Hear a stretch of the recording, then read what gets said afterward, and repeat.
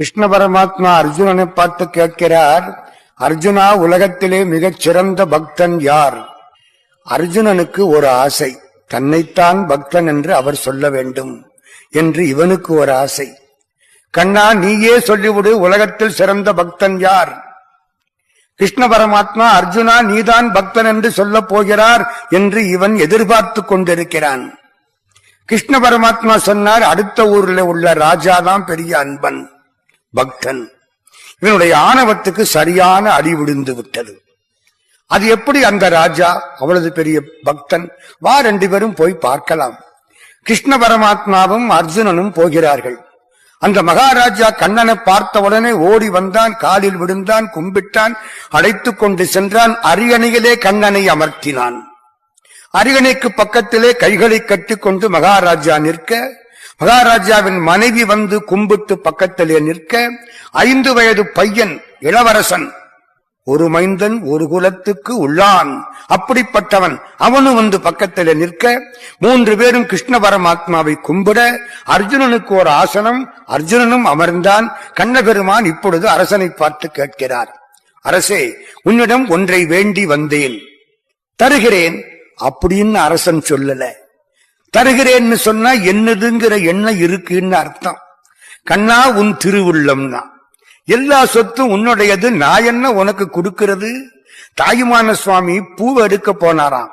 பண்ணையன் உனக்கான பூசை ஒரு வடிவிலே பாவித்திரைஞ்ச ஆங்கே பார்க்கின்ற மலரூடு நீயே இருத்தி அப்பனிமலர் எடுக்க மனமும் நன்னேன்னாரு.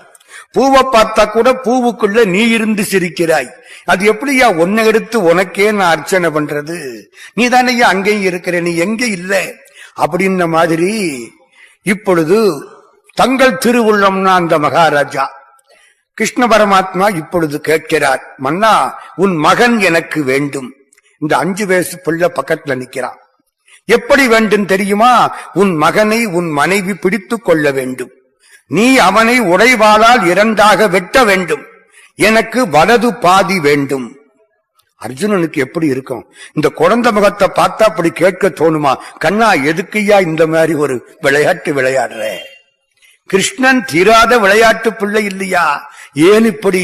ஒன்னும் புரியாம நிற்கிறான். இன்னொன்று, அப்படி வெட்டும் பொழுது அந்த குழந்தையின் கண்களிலே இருந்து கண்ணீர் வரக்கூடாது. இது இன்னும் கடுமை. சரி, மகாராஜா பக்கத்திலே போக, மனைவி கைகளை பிடித்துக் கொள்ள, உடைவாளை உருவி மகாராஜா வெட்ட போக, குழந்தையின் இடது கண்ணிலே இருந்து கண்ணீர் கொட்டிவிட்டது. கண்ணபெருமான் நிறுத்தினார். நிறுத்தியாச்சு. நான் என்ன சொன்னேன்? குழந்தையின் கண்களிலே இருந்து கண்ணீர் வரக்கூடாது என்று சொன்னேன். கண்ணீர் வந்து விட்டது, நிறுத்து. தம்பி, அழுதால் 2 கண்ணிலையும் கண்ணீர் வருமே, உனக்கு என்னடா இடது கண்ணில மட்டும் கண்ணீர் வருது? கேட்கிறவன் யாரு? உலகத்தை எல்லாம் காப்பாற்றக்கூடிய பரந்தாமன். அவன் கேட்கிறான், காராய வண்ண மணிவண்ண கண்ண கனசங்கு சக்கரதரணி சீராய தூய மலர்வாய நேய ஸ்ரீராமராமன் எனவே தாராய வாழ்வு தருணஞ்சு சூழ்க தாமோதராய நமவோம் நாராயணாய நமவாமனாய நமகேசவாய நமவே என்று ராமலிங்க சுவாமி அருட்பாவில யார பாடினாரோ அந்த கிருஷ்ண பரமாத்மா இப்பொழுது கேட்கிறார். இந்த குழந்தை அழகா சொன்னது, கண்ணா, 5 வருஷமா அந்த உடம்ப வளர்த்திருக்கிறேன். காலையில சாப்பிட்டாலும் மத்தியானம் சாப்பிட்டாலும் எப்ப போனாலும் சரி, வளர்க்கிற பொழுது இந்த உடம்பு கண்ணனுக்கு கண்ணனுக்கு கண்ணனுக்கு கிருஷ்ணார்ப்பணம் என்று சொல்லி வளர்த்தேன். இப்ப உடம்பு முழுக்க கேட்காமல் வலது பாதியை மட்டும் கேட்டாயே, இடது பாதி என்ன பாவம் செய்தது? அதுதான் இடது கண்ணில இருந்து கண்ணீர் வந்தது. சொன்னது யாரு? 5 வயசு பிள்ளை. அது பக்தி பக்குவத்தை பாத்தீங்களா? நம்மெல்லாம் பக்தன்னு சொல்றமே, அந்த குழந்தைக்கு பக்கத்துல கூட நம்மளால நிக்க முடியுமா? முடியலையே. 5 வயசுல இப்படி ஒரு ஞானமா? அர்ஜுன எந்திரிச்சான், கிருஷ்ணா, இந்த பக்தி எனக்கு வராதுப்பா. 5 வயசு பிள்ளைக்கு உள்ள ஆற்றல், பெருமை, சிறப்பு, பக்தி, அன்பு, ஈர